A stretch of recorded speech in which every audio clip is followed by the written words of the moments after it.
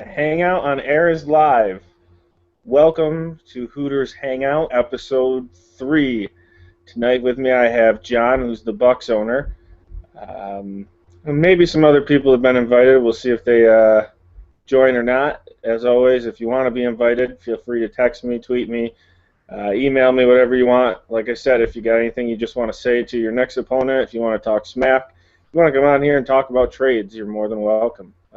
I'm going to go over some things as usual, news and notes of the NML, and John has any input, I'm sure that he will make it known. As always, hang on one second. There we go. As always, I'm going to start off the same way that I start off every week, and that's going over last week's games. To start, we had Indy-Houston, a much closer game than one would have expected. Looked like Houston really tried to keep the ball and keep the ball out of the offensive hands for Indy. I mean, 17-6, I thought it was going to be a bigger blowout than that. Regardless, the Indy defense played well enough. The offense did what it needed to do, and they won one of those tough games that they might need to win in the future. 17-6 isn't a huge blowout victory, but it's National Madden League 6-0. A win is a win. Bears-Falcons. No surprise really here for me. Game was close.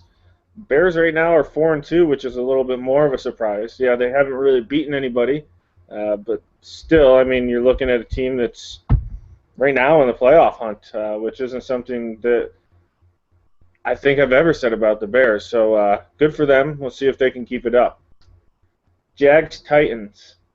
One of these two teams, or both of these teams, are going to have a fire sale real soon. I know the Jags are talking about moving some people. The Titans, they always move some people.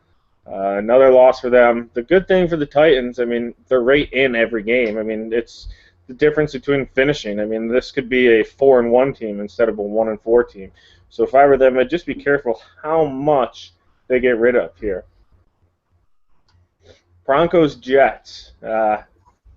Broncos getting back on pace. McCoy was good again for them. The Jets have been bad. They lost Derek Carr this week. Really not going in the right direction. Now they got to go back to Vic, which, when you look at a lot of the other teams that have lost quarterbacks, Vic is not a bad replacement. So hopefully they'll be able to get some wins in a division that's normally wide open, but right now the Patriots are running away with it. Lions-Vikings. Same old Lions to me. I mean, they beat up on the teams that they should, and they just cannot finish or play well against those teams.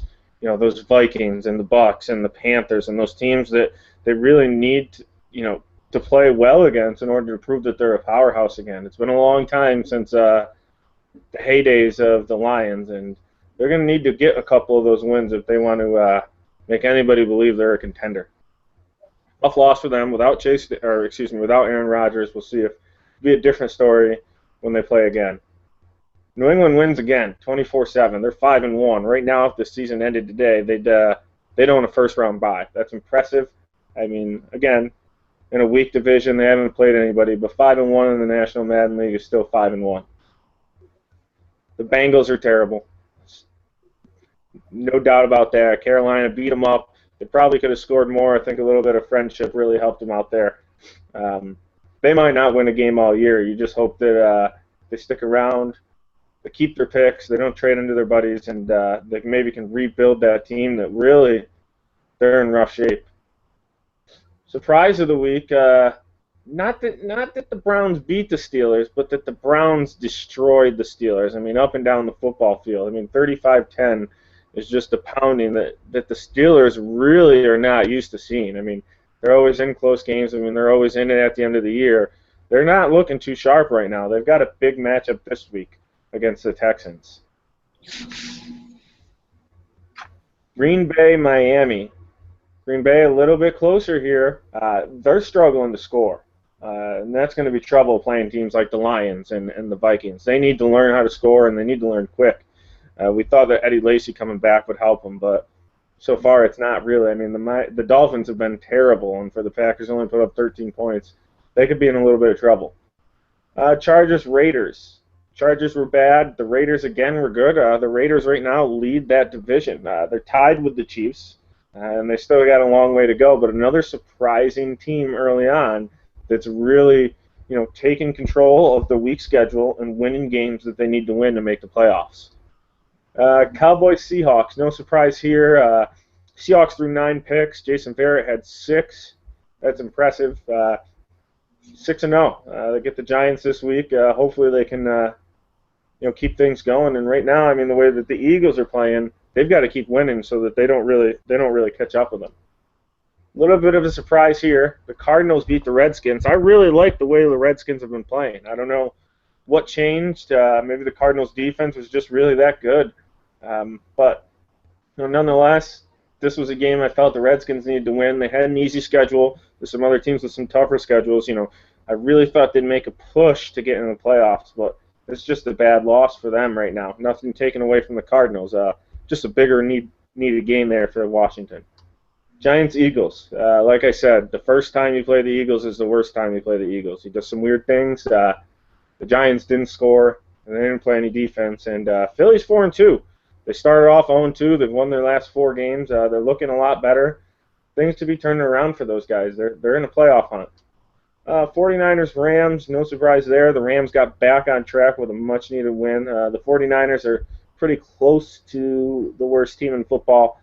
A lot to do there for them, a lot of help they need. Tampa responded after losing last week to the Saints, beating the Ravens 45-35. They've got a tough schedule ahead of them. I know that it's a good team. I know John, who's with me, he's probably happy he finally got a win and some interceptions, but he's got a little bit of a road ahead of him. He's got to keep beating teams. He's got another rematch with the Saints. He's going to have to beat the Panthers. I mean, I think 5 losses might leave him out, so he really can only afford 2 more. I think that's about it for this week. Next, as always, I'm going to go over our injury report. And I will preface it the same way I did last week in saying that the Bears, Bengals, Bills, Broncos, Bucks, Cowboys, Eagles, Falcons, Giants, Jaguars, Packers, Panthers, Raiders, Saints, Texans have no injuries to report. Again, congratulations. Knock on wood. New injuries this week. The Browns lose their starting free safety, Luis Delmas, for 3 weeks. With a team that really likes to play man, zone. Delmas is a good zone defender. It's a tough loss for them. Hopefully it doesn't matter too much for them. They do have a pretty good hold on that division. Cardinals, Ryan Tannehill's still about 2 weeks away, but they also lost Austin Pettis for 5 weeks. So now they've lost another weapon on offense, which is always really dangerous. I mean, you go without your starting quarterback, and now you lose one of your receivers. They did get a win last week, and they are right in the thick of it, of that division. Chiefs lost Bryce Butler, went down with what's be called upper arm fracture. It should sideline him for about 4 weeks. Nothing huge there. He's a role player at best. Worse keeps getting worse for the 49ers. They lost their starting quarterback, Matt Castle. He's out for 4 weeks with an arm injury. When you don't score and then you lose your quarterback, maybe it helps you, but I just can't see how. Maybe the backup, maybe they'll be able to do something else. As I said earlier, the Jets have to go back to Mike Vick as Derek Carr joins Jeremy Maclin on the sidelines. They both have broken collarbones.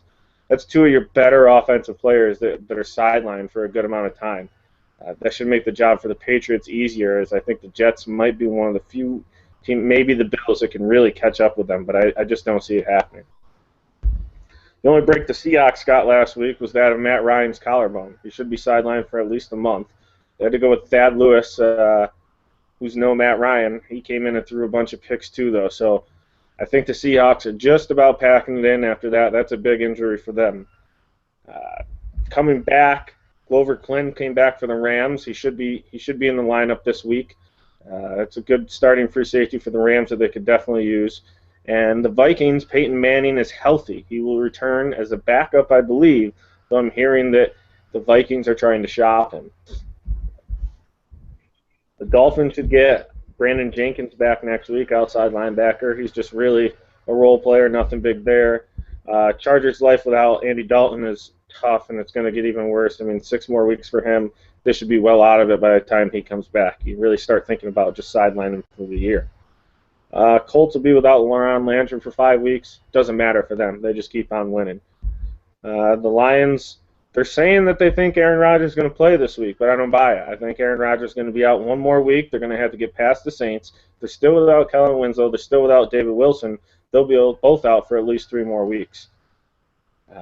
Patriots keep looking good without Kirk Cousins. He should be back in a few weeks. I don't know if he returns and keeps his job or not. That'll be interesting to see.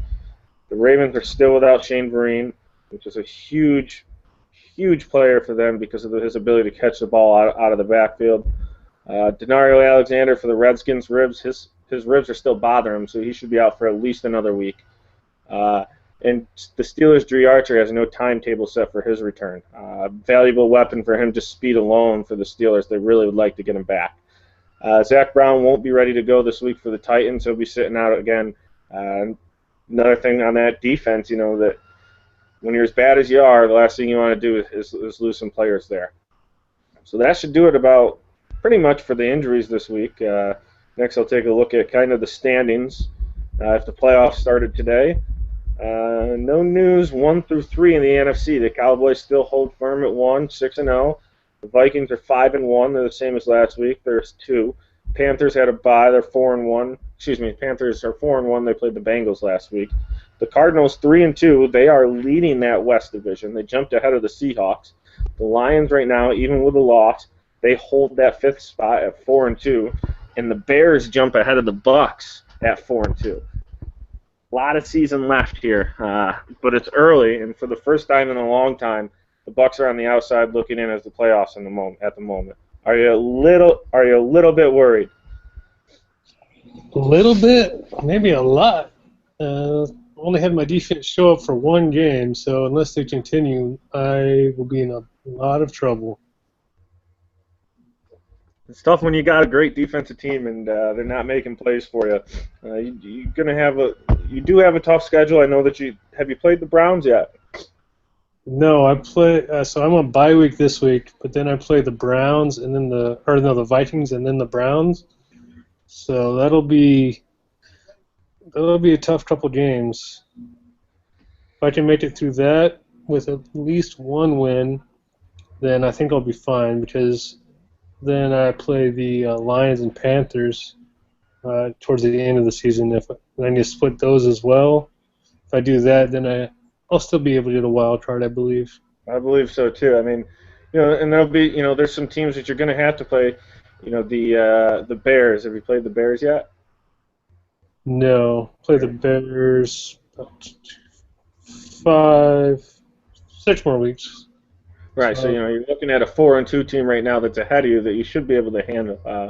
But for the first time ever, I feel, or the first time in a long time, I can say you never know, which is a good thing about the Madden League. Finally, for once, that it's not just we're going to see the same 5-6 teams 1 through 6 in the playoffs. They might all be there, but it's not going to be as easy as it might have been in years past. The AFC, the Colts stayed the same. They're 6-0. The Patriots right now, if the season ended, would be the bye team, which would be the first time, I think, for an East team in the AFC in a long time. Raiders own the 3 spot right now just because they have more conference wins than the Chiefs. I mean, there's a long way to go. They both have to play each other. Browns are in 4th. They're in 4th. I think they're really in charge of the AFC North. I mean, they do have to play some teams coming up that the Steelers have played and the Ravens have played, but getting a win over the Steelers like that and beating the Ravens already, I mean, they really control their own destiny.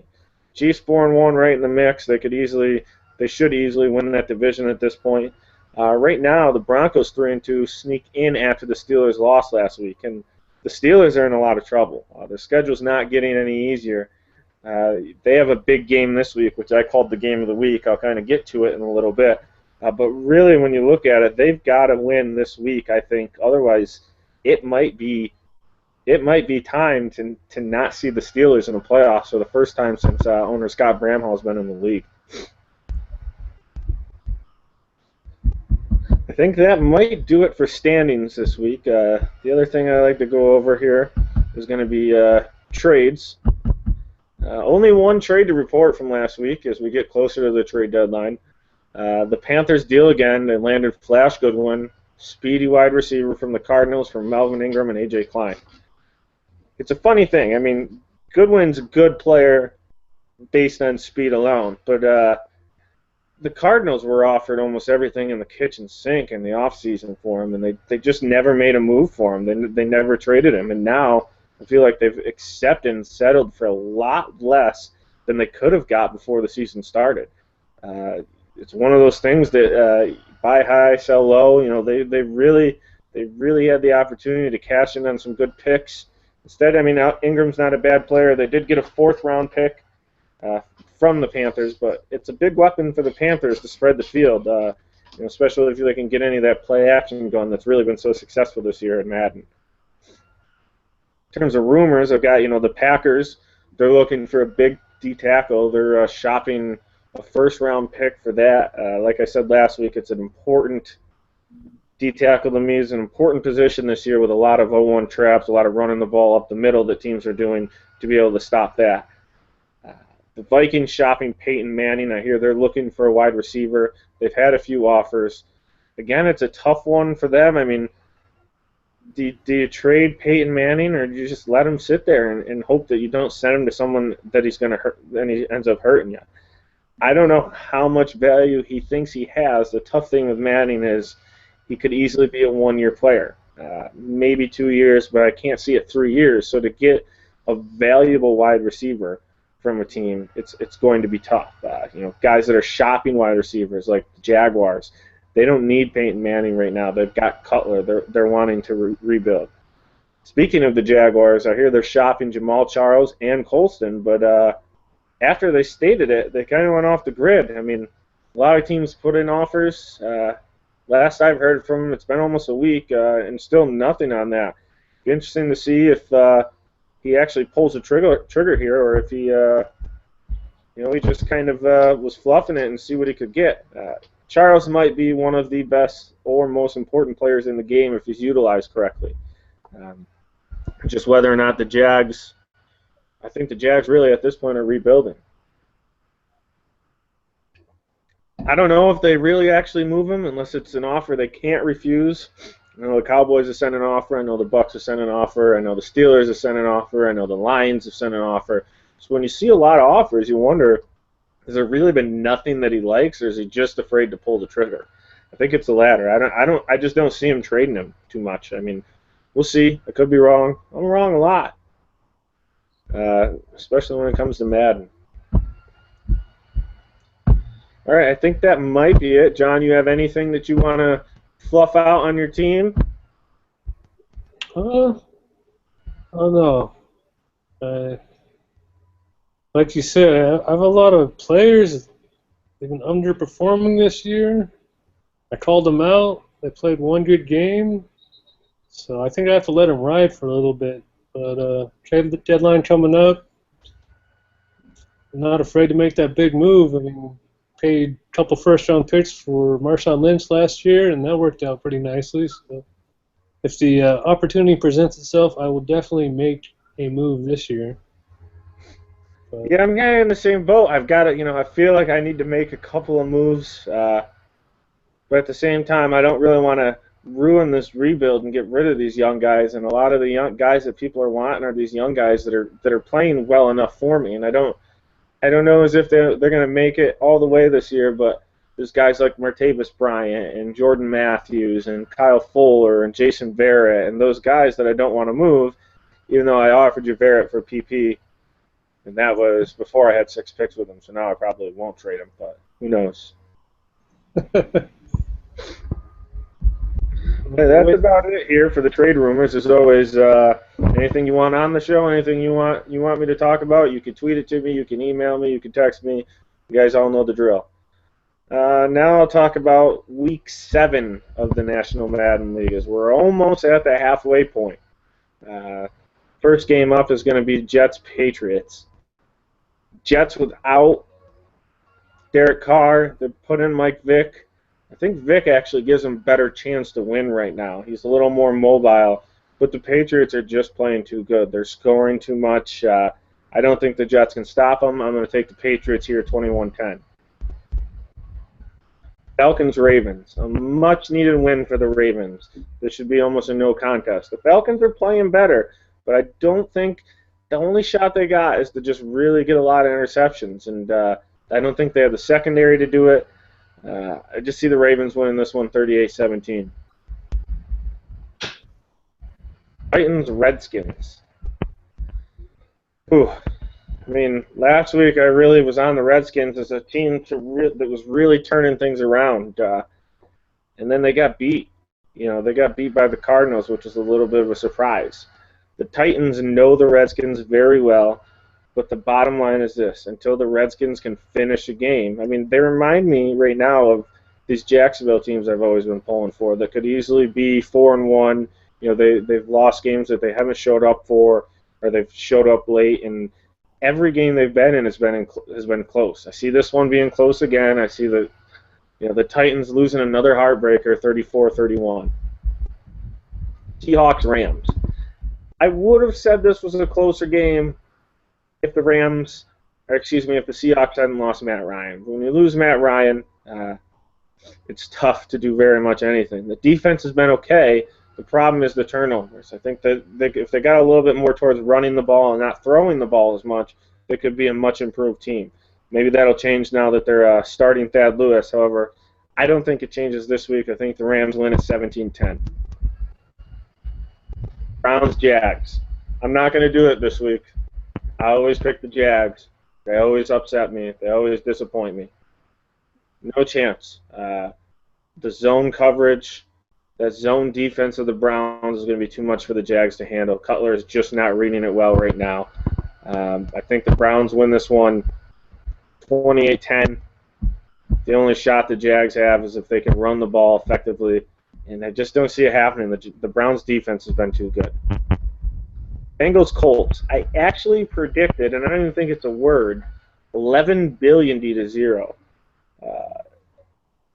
The Bengals, who knows? I mean, I keep picking them to lose. It's the easiest pick. If I was in a suicide pool, I'd just pick whoever the Bengals had to play every week. The Colts are too good. The Bengals are too bad. We should see some backups maybe this week for the Colts to protect any injuries. Vikings-Bills actually could be a decent game, but I just don't think the Bills have enough defense to stop the Vikings. Brady's been very good. Jerick McKinnon, the rookie, has been very good for them. They're mixing up the run and pass a lot. They scored a bunch on Detroit last week. The Bills don't have enough weapons, and they certainly don't have the defense to stop them. Vikings win at 31-7. Dolphins-Bears. This was kind of a tough one for me, but I have to go with the team that's 4-2. The Bears have played well enough, and I don't think the Dolphins care enough. It might be close. The Dolphins are better than the team is, but I think the Bears and Blake Bortles, they go 5-2. Bears win 16-10. Saints-Lions. I don't see Aaron Rodgers back. I don't see it mattering. The Lions continue to run the football with Marshawn Lynch. They have the defense to stop Johnny Manziel, the speed on the edges, the secondary. Now, the Lions have not put together any good defensive performances yet this year. If they do, I think they can win this game. One more week without Aaron Rodgers, another win for the Lions. I think they win it 24-17. Panthers-Packers. Big game for the Packers. The problem with the Packers is they don't score. They haven't scored in a while. I mean, the Panthers are playing too good a defense. The Packers, too many turnovers.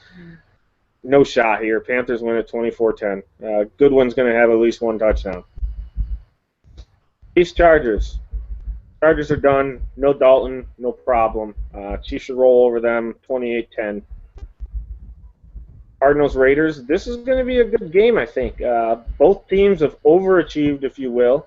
The Raiders have run well with Denard Robinson. The Cardinals have played well on their backup quarterback. Their defense has played well enough. I like the Cardinals here. I think that the Raiders can get in for a little bit of a shock. Now, if they run the ball as well as McCoy did against the Cardinals, there could be some trouble. Still, I'm taking the Cardinals here 17-16. Giants Cowboys. Ooh, these guys are longtime friends. Giants are going to run the ball. The Cowboys, I don't know what the Cowboys are going to do. We might throw the ball. We might run the ball. Ultimately, it's going to be defense. The Cowboys have tried to ride defense and just play safe offense. If they can continue to play good defense, if they can keep the Giants one-dimensional and force Drew Brees to throw the ball and make bad decisions, this one will be over early. I only took the Cowboys 21-14, and that's just because of the AP factor, because if he goes off, he goes off. 49ers Broncos, there should be almost no contest. I'm going to take LaShawn McCoy 21 points. The 49ers 3. Broncos score 28. 28-3 final. And the game of the week in my eyes, Texans Steelers. For the Steelers to win this game, they've got to get the Texans offense off the field. You saw last week that the Texans have really tried to control the clock. They're going to run the ball a ton with Alfred Morris. They're going to use some play action with Eli. They really want, but they're not looking for the big plays. They want 5 yards at a time, 7 yards at a time. They want to control possession. The Steelers, kind of the same way. But he's probably going to see a lot of man, a lot of blitzes, a lot of tight formations on defense. He's got to be able to mix things up. Otherwise, that Texans defense that's pretty good definitely has the opportunity to come away with an upset. Steelers need to get some of those wide receivers into the game to really help ease that running game for them. And for the Texans, I mean, no turnovers. The games they've lost, they've had a few big turnovers. They need to limit them. I know this is going to sound surprising here, but I'm going to take the Texans. 17, Steelers 13. That's my upset pick of the week. I know Scott's going to be mad at me. That's okay. I know Steven. I see Steven join. He's got 2 thumbs up. He likes it. I know Steven played the Texans last week. Am I right to say that he really tried to hold on to the ball a lot? Let me tell you what. If it wouldn't have been for one single mistake by the Texans, we would have definitely picked up our first loss of the season. Yeah, we haven't gotten our write-up completed yet, but been a little busy. But man, it was definitely a tough time in Houston last week. That's what I'm saying. I mean, they're playing well. I know they almost came back and beat me, and really that 30-24 score, I got lucky with a couple of kickoff fumbles that I recovered. I mean, that game I scored 30 points, and 14 of them probably shouldn't have happened. I mean, a couple of kickoff fumbles, one I picked up and brought back, and the other one was an easy touchdown. Picked it up and took it to the 3. I mean, that's a good team. Hey, let me tell you, it was 3-6 Texans with 3 minutes left in the fourth quarter, and he punted to my 3-yard line. It was rough. Really? The score doesn't reflect it, but basically, they decided to press Julio, who broke free. Bradford ripped just a cannon throw to Julio, who took it 96 yards, I believe, for the score, and then the Texans were down, but by 3, or I'm sorry, not by 3, it had been 4. 13. Yeah, so at that point it was catch up with not a lot of time. Defense finally did us right, and actually Eli threw a pick immediately on his next possession. Again, Bradford went to Julio, who stiff-armed his defender to the ground and scored. So the score doesn't reflect how good the game and how good of offensive and defensive showing that. Actually, it was both defense on both sides of the ball. It was a tough game. Yeah, I mean, and I know the Texans play tough defense. Their corners are tough. I had a tough time with them. They've played well enough. I like an upset pick here. Scott, after last week's game, I think he might be on tilt a little bit. Got beat up pretty good. And this, to me, is a make-or-break game for the Steelers. They lose this one, like I said earlier, they are in a lot of trouble. It'll be interesting to see. It'll be interesting to see what he does, to say the least. the Steelers have 4 tough games. He's got Houston this week. He's got Indianapolis next week. He has Baltimore again, and the defending conference champs, the Chiefs, at the end of the season. And after speaking with Scott, I don't think he can afford to lose 2 of those. No, I mean the way that you're seeing, teams like the Raiders. The Raiders have played well.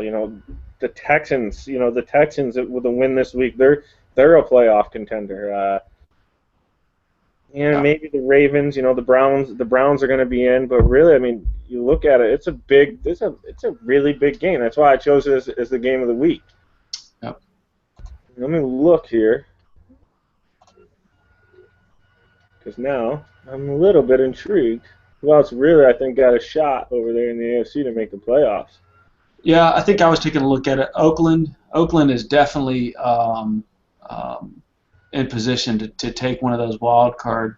You've got the Broncos. The Broncos who really have that same schedule as Oakland. So if they keep things going, the Texans is another one. Ravens are in a little bit of trouble. Bills, Jets, and then after that, I mean, I think those. I mean, in terms of the other teams, the Jags are 2-4, but they've got a tough schedule ahead of them. The Bills aren't that good. The Ravens have a tough schedule. So I mean, you're looking at 1, 2, 3, 4, 5, 6, 7, 8 to 9 teams for those 6 spots. I think when all is said and done. It's very possible that the matchup between Pittsburgh and Indianapolis is the game for Pittsburgh for that wild card, because the Colts already played Baltimore, so they have a win over Baltimore, which in a tie situation, if Pittsburgh beats Indianapolis, they will probably get that wild card. You have to think that Oakland's going to pick up the wild card in their division. Yes, I like Oakland right now too. They're playing too well. Yeah, so I think and as everybody knows, Pittsburgh has really owned the Colts, since both owners come in the league. So, it doesn't look good. But if Scott can pull that one out, I think that is his wild card hope right there. Should he not be able to get the division? He's got a couple other things going against him. I mean, you look at when the Colts are going to play those teams that he's really going to need to beat later on in the season. I mean, the Browns week 14, the Texans week 15, and games that might not matter that much for the Colts at that point. So you're not going to see maybe everybody on the field the whole game. And there's a lot of time left, but if the Colts go rolling into week 14, 12-0, and they've got things pretty much wrapped up. Yeah, maybe they play a little bit against the Browns, but then I know Mr. Long. He don't like to show people things, and if he thinks he's going to have to see the Browns, he's not going to show them everything off his bag of tricks. So it's going to be interesting. I'd also say it boils down to Dallas as well, because I know if Dallas continues winning and Indianapolis continues winning, the push to get to Week 16 undefeated by those two teams as it gets closer is going to get more desirable.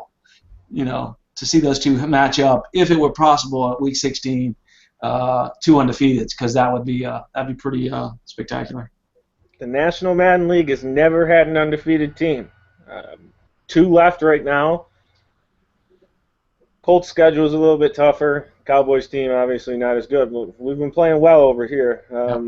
Hopefully we'll be at that point in the season, but who knows? I mean, I got a couple against the Eagles. He's played pretty well. So you never know.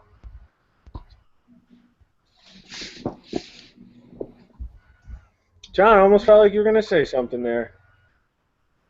Well, I was just going to ask if we could play in the playoffs. Oh, me and you could play in the playoffs? Yeah, let me tell you something. If it gets down to me having to lose a game for you to not make the playoffs, you will see me lose it. And I don't care if it makes me 15-1 or 14-2. I will run goal line offense. And I got to play the Eagles and the Bears late, buddy. Fair enough.